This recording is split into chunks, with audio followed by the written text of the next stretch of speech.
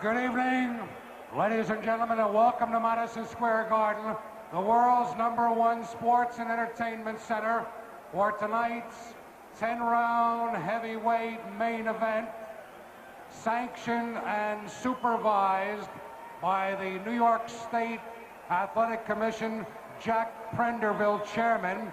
Your judges for the main event, Harold Letterman and Tony Castellano. The timekeeper is Fred Abatello. Counting for the knockdowns at the bell is Johnny Lobianco. And your referee for tonight's 10-round heavyweight main event is Tony Perez. Ladies and gentlemen, here are the principals in tonight's 10-round heavyweight main event. In the corner, to my left, he hails from Los Angeles, California. He wears dark blue trunks trimmed in white. He weighs 225 pounds. Here is the former WBC heavyweight champion of the world, Ken Norton. His opponent in the corner to my right, undefeated in 24 professional fights with 21 knockouts.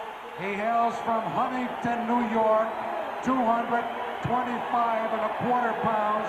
He's decked out in all green with white and red stripes. Gentleman, Gerry Cooney. 10 rounds, final contest of the evening.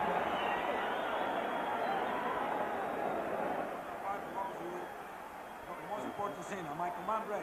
Stop punching and stop back. If you score a knockdown, I want you to go to the farthest neutral corner. Stay there until I tell you to come out. Right? 3 knockdowns in 1 round will end the fight. Now 40 seconds. The bell will not save anybody from being knocked out. Right? If a fight is on the floor, please don't come in. That calls for disqualification. I hate to do that. So stay away. Wait till the fighter gets up, then you can help him. All right? Any questions? Shake hands. Good luck to both of you. Well, Ray Norton in his introduction borrowing a little something from the Sugar Ray Leonard playbook and doing a little dance and a series of jabs as you look at the tail of the tape. Norton, 11 years the senior of Gerry Cooney, 6'6" to 6'3", big height advantage. The weight is just about comparable. So is the reach and all the other measurements. Round 1 underway. Norton on the right, Cooney on the left. The tactics of Ken Norton in the early rounds will be interesting to say the least. Whether he decides to pace himself, whether he decides to go after the #1 challenger. 10 rounds, 3 knockdown rule is in effect. The bell cannot save either man. A right hand buckled the knees of Norton by Gerry Cooney. First punch of the fight buckled Norton's knee.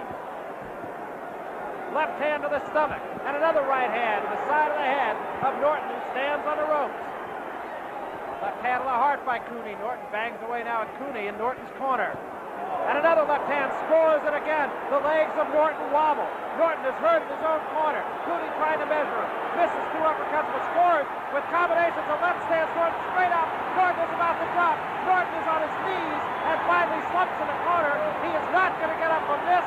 The fight is over in 54 seconds.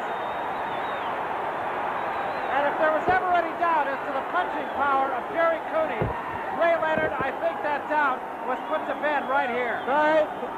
Cooney went out and did pretty much what I expected, but that was very dangerous when he was able to deliver 5, 6 blows, and the referee just stood there. I think the referee should have stopped the fight a lot sooner. Norton was almost in a position where he was unable to fall down. He was kind of in a lodged position in his own corner. His knees never did touch, and so Cooney, of course, doing the right thing by just continuing to punch, but I think you make a very good point in that Tony Perez may have considered stepping in a little bit sooner than he did. Norton was out on his feet. Norton is still on the floor in his own corner. The first punch that hurt was the first punch of the fight, and it was a right hand that caught Ken Norton right on the side of the head. Well, I was going to make a comment earlier about Gerry Cooney not having his respiration on his body, that he had not warmed up. But as we can see, he didn't need to warm up because he possessed so much strength. And I'm pretty sure this is going to silence a lot of the critics that Cooney has one hand. Well, I don't think there was any question about it. Right from the start of the fight, Cooney hurt Norton with the first punch. Now, I don't know. You may have to go back and you say, was Norton really prepared for this fight? Because the first punch of the fight buckled his knees. Well, I'm quite sure Ken Norton was prepared for the fight. In fact, he's been in the ring with some of the all-time greats, and he knows what happens when you get into the ring unprepared. Ken Norton was in tip-top shape, and I'm quite sure he will give Cooney credit. Now, you and I have had a chance to watch some of the great heavyweights. We've watched Larry Holmes together.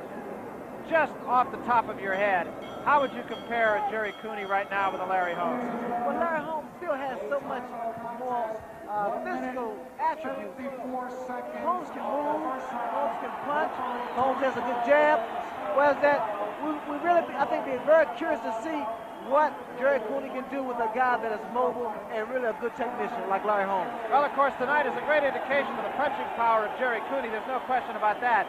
As far as stamina, how far he could go, what he would do against a champion like Larry Holmes, that still remains to be seen. That's true, but what he exemplified tonight, I'm quite sure he's in the back of a lot of people's minds.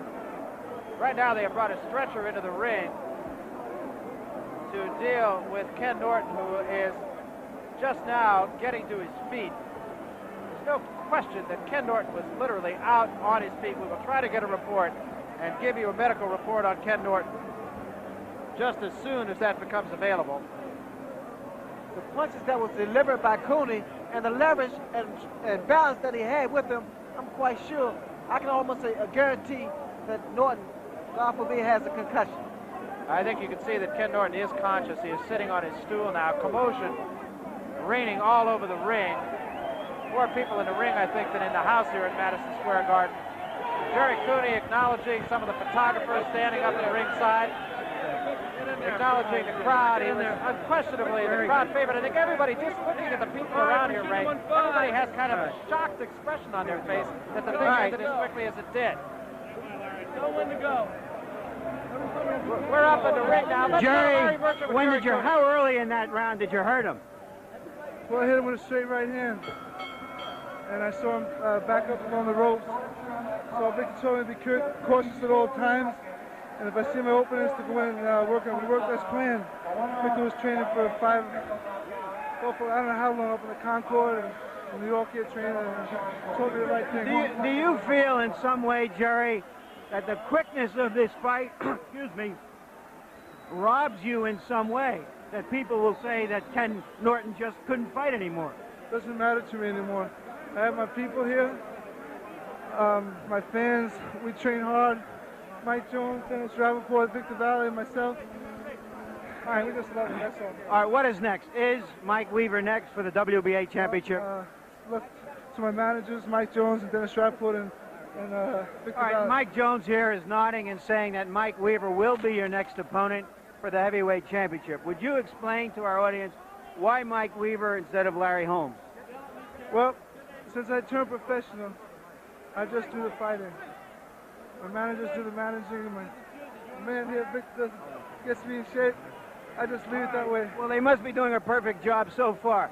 Dennis Rappaport, would you tell us why is he fighting Mike Weaver instead of Larry Holmes? We really didn't have a choice. Our first preference would have been Holmes.